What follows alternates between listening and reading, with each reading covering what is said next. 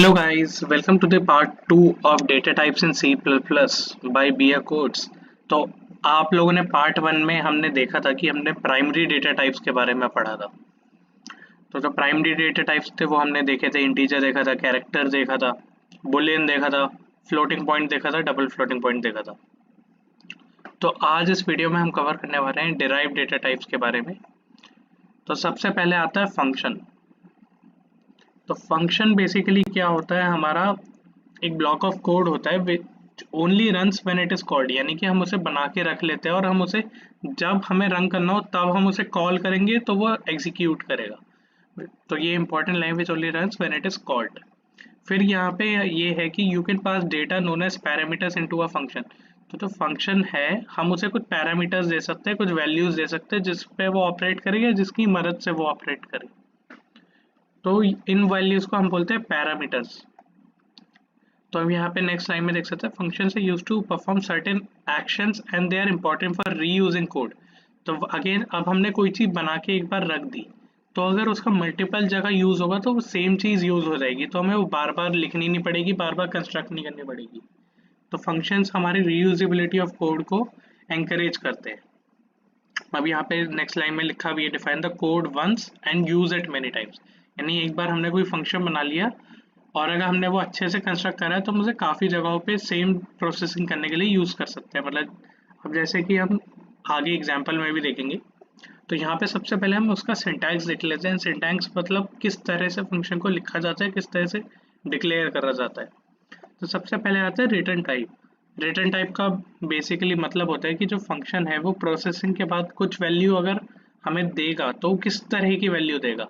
तो return type हमारा किसी भी तरह का प्राइमरी डेटा टाइप हो सकता है या इवन डिराइव डेटा टाइप भी हो सकता है, कि जैसे कि हम एरे रिटर्न करा रहे हैं या इंटीजर रिटर्न करा रहे हैं या फिर हम वॉइड रिटर्न करा रहे हैं। वॉइड का बेसिकली मतलब क्या होता है कि कुछ भी वैल्यू रिटर्न नहीं कर रहे, बस उसने कुछ प्रोसेसिंग करी है, प्रिंटिंग वगैरह करी है या फिर कुछ वैल्यूज चेंज करी है, लेकिन वो कुछ रिटर्न नहीं कर रहा। फिर आगे आता है फंक्शन का नेम। फंक्शन का नेम हम कुछ भी रख सकते हैं बिगनिंग विद स्मॉल ए या फिर कैपिटल लेटर्स या फिर अंडरस्कोर, बट नॉट नंबर। तो नंबर से हम किसी भी वेरिएबल का नाम C++ में स्टार्ट नहीं कर सकते, लेकिन नंबर को इंक्लूड कर सकते हैं। हम ऐसे लिख सकते हैं A1 A2, ये सब ठीक है, लेकिन हम 2A 2B ये गलत है। हमें 2 से स्टार्ट नहीं कर सकते, मतलब नंबर से स्टार्ट नहीं कर सकते। हम स्टार्ट किससे कर सकते हैं, small letters, capital letters and underscore. तो फिर अब नेक्स्ट आते हैं पैरेंथेसिस। पैरेंथेसिस से हमारे प्रोग्राम को पता लगता है कि हाँ भाई हमने एक फंक्शन लिखा है। अब पैरेंथेसिस के अंदर हम दे सकते हैं पैरामीटर्स। पैरामीटर्स आर ऑप्शनल, आप चाहे तो दे सकते हैं, चाहे तो नहीं दे सकते। अब फंक्शन बॉडी, अब यहाँ पे आप देख सकते हैं फंक्शन बॉडी से पहले कर्ली ब्रेसेस लगे हुए हैं। कर्ली ब्रेसेस डिफाइन करते हैं कि भाई फंक्शन हमारा कहाँ से कहाँ तक है, यानी फंक्शन की जो बॉडी है वो कहाँ से कहाँ तक है। इसके अंदर का ही जितनी भी स्टेटमेंट्स होगी वो हमारी फंक्शन बॉडी होगी, वो इस फंक्शन से रिलेटेड होंगी, इस फंक्शन के अंदर ही एग्जीक्यूट होंगी। तो यहाँ पे फंक्शन बॉडी होती है और रिटर्न स्टेटमेंट होती है। तो फंक्शन बॉडी के अंदर तो हमारा क्या हो जाता है, लॉजिक, जो भी हम प्रोसेसिंग कर रहे हैं, जो कुछ भी हम ऑपरेशंस कर रहे हैं वो सब लॉजिक होता है, वो सब फंक्शन बॉडी में आता है। और रिटर्न स्टेटमेंट हमारी फाइनल लाइन होती है जो फंक्शन में एग्जीक्यूट होती है, जहाँ जिसके बाद फंक्शन एंड हो जाता है। तो यहाँ से हम कुछ भी वैल्यू अगर हमें रिटर्न करानी है तो वो करते हैं, नहीं तो हम फंक्शन को एंड करते हैं। ये आप एग्जाम्पल देख सकते हैं कि मैंने यहाँ पे एक सम के नाम से एक फंक्शन बनाया है, और जैसा इसका नाम है ये क्या करेगा, हमारा सम बना के देगा दो वैल्यूज का। तो यहाँ पे सबसे पहले हम रिटर्न टाइप देख लेते हैं जो है इंटीजर। फिर यहाँ पे हम पैरामीटर्स देखते हैं। अब हमने इसके अंदर दो पैरामीटर्स दिए हैं। पैरामीटर्स जो होते हैं वो कॉमा से सेपरेटेड होते हैं। यहाँ पे पैरामीटर दिया। पैरामीटर देने का क्या तरीका है कि सबसे पहले अगेन टाइप, डेटा टाइप की किस तरह का पैरामीटर है, यहाँ हमने लिखा है इंटीजर टाइप का पैरामीटर, फिर उसका नाम क्या देना है, तो नेम। अब ये जो नेम है ये ज़रूरी नहीं कि जो हमारे मेन कोड में नेम हो हम वही दें, हम यहाँ कुछ भी नाम दे सकते हैं। This name will remain for the function only. अब हमने यहाँ जो ए नाम दिया है ये हमने फंक्शन के यूज़ करने के लिए दिया, कि फंक्शन के अंदर हमें इस वेरिएबल को ए नाम से बुलाएं। हम चाहे तो एक्स भी बोल सकते हैं, बी वाई भी बोल सकते हैं, कुछ भी बोल सकते हो, लेकिन वो सिर्फ इस फंक्शन के अंदर के लिए। अब यहाँ पे अब हम इसकी फंक्शन बॉडी देखें तो हमने फंक्शन बॉडी जो है हमने, अब हम यहाँ दो तरह से कर सकते हैं फंक्शन बॉडी। या तो हम लिखते हैं कि कुछ हम इंटीजर सी ले लेते हैं जिसके अंदर हम टेम्परेरीली सम स्टोर करते हैं, फिर हम लिखते हैं a प्लस बी, और यहाँ रिटर्न डायरेक्ट ना करने की जगह a प्लस बी हम रिटर्न सी कर देते, तो भी वो सेम तरह से काम करेगा।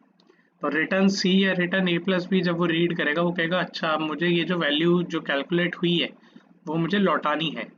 अब किसे लौटानी है उसका भी एग्जांपल देखते हैं। तो मेन के अंदर जैसे हमने लिखा c इक्वल्स सम ऑफ 3,5 और फिर कोलन। अब यहाँ पे क्या होगा, इस हमारा प्रोग्राम पढ़ेगा c इक्वल्स, तो वो समझ जाएगा कि उसे c को कुछ वैल्यू असाइन करनी है। अब जैसे ही वो सम पढ़ेगा वो कहेगा अच्छा ये एक मेथड है, तो फिर वो क्या करेगा सीधा जंप कर जाएगा यहाँ पे और 3,5 को पास कर देगा। तो a की जगह आ गया 3 और b की जगह आ गया 5। अब उसने देखा कि return a plus B, a की जगह 3, b की जगह 5, 3 प्लस 5 8, तो रिटर्न क्या करेगा 8। कहाँ रिटर्न करेगा, यहाँ पे इक्वल टू के लेफ्ट में, तो c इक्वल्स 8, ये हो जाएगा। अब नेक्स्ट टॉपिक जो हमारा है वो है एरेज। डेराइव्ड डेटा टाइप्स का सेकंड टाइप है एरेज। तो एरे बेसिकली क्या होता है, collection of related data items stored in adjacent memory place. Adjacent का मतलब बाजू में, यानी एक दूसरे के आगे, यानी कोई स्पेस नहीं होता। जिस तरह से कॉलोनी में घर होते हैं सब ऐसे लाइन से होते हैं, उनकी वॉल्स अटैच्ड होती हैं, उस तरह से ही हमारे एरेज होते हैं। तो जिस तरह से अब घर है, अब हर घर का एक नंबर है वरना आप उसे आइडेंटिफाई नहीं कर सकते कि जैसे एक घर का नंबर कुछ 10 है, इसका 11 है, इसका 12 है। सीक्वेंशियली नंबरिंग होती है, H10 H11 H12 H13 ऐसे करके। तो सिमिलरली हमें एरेज को भी नंबर देना होता है। अब एरेज के अंदर क्या होता है कि एक साइज होता है, कि यहाँ पे आप जैसे देख सकते हैं कि मेरे पास 8 वैल्यूज की एरे है, 1 2 3 4 5 6 7 8, तो 8 वैल्यूज है। अब इसकी नंबरिंग कैसे होगी, अब इसकी नंबरिंग जो होती है सी प्लस में वो होती है 0 to n-1। यहाँ पे n क्या है, n is size of array. अब हमने यहाँ देख लिया कि 8 है, तो यानी n की वैल्यू 8, तो इसकी नंबरिंग कहाँ होगी 0 to 8-1। 8-1 क्या होता है 7, तो 0 to 7, तो 0 1 2 3 4 5 6 7। अब अगर कोई पूछे कि ये मेमोरी में कितना साइज लेती है एरे, तो उसके लिए अब हम क्या करेंगे कि हम देखेंगे सबसे पहले किस टाइप की एरे है, कि मतलब ये कौन सा डेटा टाइप स्टोर कर रही है। यहाँ देख सकते हैं सारी वैल्यूज इंटीजर है, तो ये इंटीजर टाइप की है। और इंटीजर हमने वीडियो 1 में पार्ट 1 में पढ़ा था 4 बाइट्स लेता है और हमारे पास 8 एलिमेंट्स है, तो इसका मेमोरी में स्पेस कितना रहेगा 8 इंटू 4, यानी एक मेमोरी में कितनी स्पेस लेगी 32 बाइट्स। अब जिस तरह से कॉलोनी का नाम होता है, जैसे गोकुलधाम सोसाइटी है तो उसका नाम है ताकि हम उस सोसाइटी को बुला सके, उस कॉलोनी को बुला सके, तो सेम चीज़ होती है हमारी एरेस के अंदर। तो एरे का भी नाम होता है, तो लेट से हम इस एरेस का फिलहाल नाम रख लेते हैं नम्स, क्योंकि इसके अंदर न्यूमरल स्टोर्ड है।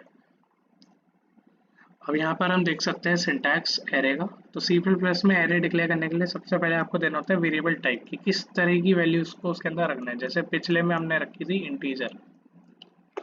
फिर आता है एरे का नेम, हमने नेम क्या रखा था नम्स। फिर क्या आता है साइज, की कितने ब्लॉक्स होंगे उसके अंदर, कितने घर होंगे, तो हमने लास्ट केस में रखा था 8। तो आप एग्जांपल भी देख सकते हैं इंट नम्स 5, यानी ये नम नाम की एक कॉलोनी है, एक एरे है जिसके अंदर 5 ब्लॉक्स हैं, 5 घर हैं, और हर घर के अंदर किस तरह की वैल्यू स्टोर्ड है, हर ब्लॉक के अंदर इंटीजर टाइप की। तो अगर कोई पूछे कि मेमोरी में कितनी स्पेस लेगा, तो 5 इंटू 4 यानी 20 क्या बाइट्स, 20 बाइट्स। तो सब अब एरे के ऊपर कुछ ऑपरेशंस होते हैं। जैसे सबसे पहले आ गया ट्रैवर्सिंग एन एरे। ट्रैवर्स का मतलब कि हम एरे के थ्रू ट्रैवल करें। तो अब मल्टीपल वैल्यूज हमने देखा कि 0 से 7 तक के नंबर हैं, तो इसके लिए अब हम फॉर लूप यूज करते हैं। तो फॉर लूप के अंदर 3 पार्ट होते हैं। सबसे पहले होता है इनिशियल वैल्यू, तो integer I equal to start का मतलब है आई मैं एक पॉइंटर ले रहा हूँ जिसकी मदद से मैं फॉर लूप के थ्रू जो वैल्यूज हैं एरे की उसको एक्सेस करूंगा। तो इसे मैंने इनिशियली स्टार्ट से स्टार्ट करा। अब स्टार्ट को मैं 0 रख लेता हूँ अभी। तो initially integer I equals to 0, तो आई एक वेरिएबल बनाया जिसके अंदर 0 वैल्यू है। अब सेकेंड चीज जो होती है वो होती है टर्मिनेशन कंडीशन की, मतलब ये फॉर लूप को कब रुकना है। तो हम कह रहे हैं कि भाई जब ये condition i is less than n false हो जाए तब तू रुक जा। तो i is less than n, n को लेट से अभी हम रख लेते हैं साइज 8 का, क्योंकि हमें पूरी एरे ट्रेवर्स करनी है। और आई प्लस प्लस का मतलब है कि आई को एक सक्सेसफुल कंप्लीशन के बाद +1 से इंक्रीमेंट कर दे, यानी 0 थी तो वैल्यू 1 हो जाएगी, 1 थी तो वैल्यू 2 हो जाएगी। अब हम इसकी वर्किंग समझते हैं। सबसे पहले आप इस एरे को देख ली, 0 पे 2 है, 1 पे 55 है, 2 इंडेक्स पे 7 है, थर्ड इंडेक्स पे 8 है, 4 इंडेक्स पे 9 है। तो हम अब इसकी थोड़ी सी वर्किंग समझते हैं। सबसे पहले आई 0 है तो हमेशा सबसे पहले कंडीशन चेक होगी। तो 0 इज लेस देन 8, ट्रू, तो कहेगा हाँ ये ट्रू है, तो ये फिर अंदर जाएगा, फिर फंक्शन बॉडी में जाएगा। अब इसने क्या करा, सी आउट नम्स आई। सी आउट का मतलब क्या होता है, कंसोल आउट, यानी प्रिंट करो। क्या प्रिंट करो, nums of i. Nums of i का मतलब कि नम्स वाली कॉलोनी में जाओ और ith इंडेक्स पे चले जाओ। आई हमारा 0 था तो 2, 0 पे क्या पड़ा हुआ है 2, तो ये क्या प्रिंट कर देगा 2। अब ये फिर ऊपर जाएगा, अब ये क्या करेगा, इंक्रीमेंट +1 कर देगा। तो 0 था अब 1 हो गया। अब ये फिर कंडीशन चेक करेगा, 1 इज लेस देन 8, ट्रू, तो 1 पे क्या था 55। तो ऐसे चलता रहेगा। तो लास्ट में क्या होगा कि जब 4 प्रिंट हो जाएगा, मतलब सारी वैल्यूज प्रिंट हुई, उसके बाद 4 प्रिंट हुआ, तो जो आई की वैल्यू है वो 7 होगी। अब क्या होगा, आई प्लस प्लस हो जाएगा, तो 7 + 1 इज 8। अब ये चेक करेगा 8 इज लेस देन 8, नहीं फॉल्स, तो यहाँ पे एंड हो जाएगा। तो यहाँ पे क्या हो जाएगा, फॉर लूप का एंड, तो हमारी पूरी एरे जो थी वो प्रिंट हो जाएगी। अब अगर हम एंड नहीं करते तो क्या होगा कि जैसे ही हम 8th इंडेक्स को एक्सेस करने की कोशिश करेंगे, हम पे एरर आ जाएगी। क्यों आएगी एरर, क्योंकि 8th इंडेक्स है ही नहीं। यहाँ दिख रहा है आपको, देखो 0 1 2 3 4 5 6 7 8th। तो वो कहेगा कि भाई जिस कॉलोनी में तुम 8th घर ढूंढ रहे हो उसमें तो 8th घर है ही नहीं। मतलब 8 नंबर से 8th घर तो है, 4 क्या है 8th वैल्यू है, लेकिन उसका इंडेक्स 8th नहीं है। कि मतलब हाउस एड्रेस, लेट से तुम एक कॉलोनी गए, तुमने हाउस नंबर 11 ढूंढ रहे हो और उसके अंदर 11 नंबर का घर ही नहीं है, तो वो मिलेगा ही नहीं, तो एरर थ्रो हो जाएगी। ठीक है, तो अब हम थोड़े से ऑपरेशंस का समझते हैं जो एरे पे होता है और उसकी कॉम्प्लेक्सिटी बेसिकली मतलब कि किस तरह का टाइम वो लेती है एग्जीक्यूट होने में। तो सबसे पहले सॉर्टिंग एन एरे का मतलब रीअरेंजिंग। जैसे कि हम पे एक एरे 1 3 2, तो अगर हम इसे सॉर्टेड ऑर्डर में लिखेंगे तो वो होगा या तो 1 2 3 असेंडिंग में, या 3 2 1, ये मतलब एक अरेंज्ड फैशन ऑफ वैल्यूज। तो इसकी होती है एन लॉग एन अगर हम इनबिल्ट फंक्शन का यूज करते हैं, वरना वर्स्ट केस में इसकी वैल्यू जो है एन स्क्वायर तक जाती है। अब एन लॉग एन का क्या मतलब है कि अगर लेट से एन की वैल्यू 10⁵ है, तो एन लॉग एन का मतलब हो गया 5 × 10⁵, और 1 सेकेंड के अंदर जो होता है 10⁶ या 8 तक एग्जीक्यूट हो जाता है। तो यानी ये जो हमारा फंक्शन हो गए 1 सेकेंड में एग्जीक्यूट हो जाएगा, यानी हमें टाइम फॉल्ट नहीं आएगा, टीएल ही नहीं आएगा कि टाइम लिमिट एक्सीडेड, वो चीज़ नहीं आएगी। तो हमारी जो सॉर्टिंग है वो एन लॉग एन में होती है। फिर हमारा आता है access an element in an array, यानी कि मैं यहाँ पे जो एक्सेस कर रहा हूँ, मैं नम्स ऑफ आई प्रिंट कर रहा हूँ, ये चीज़ एग्जीक्यूट होती है ऑर्डर ऑफ 1, यानी इंस्टेंटली। फिर रिवर्स एन एरे की मतलब अगर 1 2 3 था तो मुझे उसे 3 to 1 में कन्वर्ट करना है, तो ये ऑर्डर ऑफ एन में जाती है। फिर searching in non sorted array, search करना, अगर मुझे कोई घर ढूंढना है कि लेट से मैंने तुम्हें कहा कि भाई मेरे पास ये एरे है 1 2 3 और इसमें मुझे बताओ कि 3 वाली वैल्यू कहाँ पर है। तो इसके लिए अगर नॉन सॉर्टेड एरे है, यानी इस तरह की है, तो मैं क्या करूँगा, पूरी एरे को ट्रेवर्स करूंगा, एक एक वैल्यू को चेक करूंगा। मैं 1 पे आया, मैं कहा 1 क्या 3 है, देखा नहीं, अगले चले गए, क्या 3 3 है, यस 3 3 है, तो हमें ये वैल्यू मिल गई। लेकिन हो सकता है 3 बिल्कुल लास्ट में पड़ा हो, तो हमें पूरी एरे ट्रेवर्स करनी पड़ेगी। इस वजह से उसकी जो टाइम कॉम्प्लेक्सिटी होती है वो होती है ऑर्डर ऑफ एन। अब अगला आ गया सर्चिंग इन सॉर्टेड एरे। अगर आपने सॉर्ट कर दी है, इसमें ऑर्डर में लिख दी, तो हम बाइनरी सर्च का यूज करके लॉग एन में सर्चिंग कर सकते हैं। बाइनरी सर्च की मैं वीडियो अलग से बनाऊंगा। Inserting in an element order of one, जो वैल्यू असाइन करना, या फिर वेक्टर जब हम आगे पढ़ेंगे तो उसके अंदर इंसर्ट होता है लास्ट में, तो वो ऑर्डर ऑफ वन। और deletion of particular element order of N, क्योंकि हमें पूरा रीअरेंज करना पड़ता है। अगर हम बीच से कोई वैल्यू पर्टिकुलर इंडेक्स पे उड़ा दें तो हमें सारी वैल्यूज को फिर से असाइन करना पड़ता है। जो हमारा लास्ट टॉपिक है वो है पॉइंटर्स। तो पॉइंटर बेसिकली क्या होता है, वेरिएबल होता है जिससे हम मेमोरी एड्रेस स्टोर कर सकते हैं। अब आपको पता है सीपीयू के अंदर बहुत सारी मेमोरी होती है। आपने देखा होगा कि आपका फ्रेंड कह रहा है मेरे कंप्यूटर में 8 GB रैम है, 16 GB रैम है, तो वो 8 GB के अंदर कितने सारे मेमोरी ब्लॉक होंगे। तो हर मेमोरी ब्लॉक का एक एड्रेस होता है, और जो एड्रेस होता है वो हेक्साडेसिमल होता है, मतलब ऐसे कुछ होता है, HC1231 ऐसे करके कुछ होगा। तो वो मेमोरी एड्रेस होता है। अभी हम उसे एक किसी वीडियो में प्रिंट भी करके देख लेंगे। तो अब पॉइंटर के अंदर हम किसी भी तरह की वैल्यू का एड्रेस स्टोर कर सकते हैं, और इससे हम उस वैल्यू को मॉडिफाई भी कर सकते हैं, आइटरेट भी कर सकते हैं। तो सिंटैक्स बड़ा सिंपल है। सबसे पहले किस टाइप की वैल्यू को आप पॉइंट करा रहे हो, फिर एस्ट्रिक का सिंबल, और उसी के साथ पॉइंटर का नेम। तो एग्जांपल देख लेते हैं। अब मैंने एक वेरिएबल बना रखा था इंटीजर a = 5। अब मैंने उसका एक पॉइंटर बनाया। पॉइंटर कैसे बनाया, मैंने देखा मुझे इंटीजर ए का पॉइंटर बनाना है, तो मुझे इंटीजर टाइप का ही पॉइंटर बनाना है। एस्ट्रिक सिंबल लगाया, PTR is name of pointer, और equals to and a. And यहाँ पे मेमोरी का सिंबल है कि भाई ए की जो मेमोरी है वो तो स्टोर कर। तो अगर मैं कहीं पे भी स्टार पीटीआर प्रिंट करूंगा तो क्या प्रिंट होगा, जो उसके एड्रेस पे वैल्यू पड़ी हुई है। इसका एड्रेस किसका है, ए का, और ए पे क्या वैल्यू है 5, तो 5 प्रिंट होगा।